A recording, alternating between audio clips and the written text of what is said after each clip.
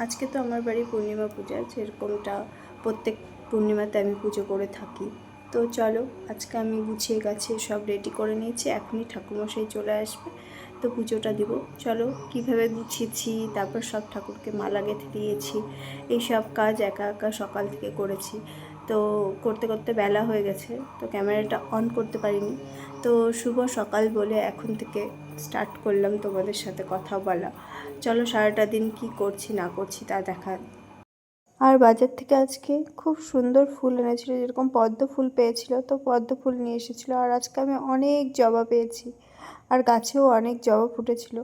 তো এই যে সম্পূর্ণ ফুল দিয়ে সাজিয়ে দিয়েছি সুন্দর করে, যতটা পেরেছি ততটা করেছি একা হাতে আর কি।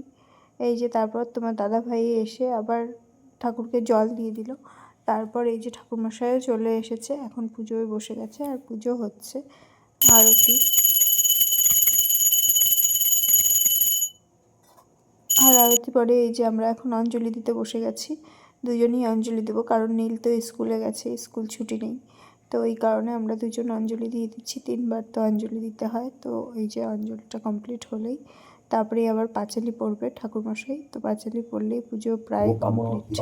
জগদ্দিতায় নমো নমঃ।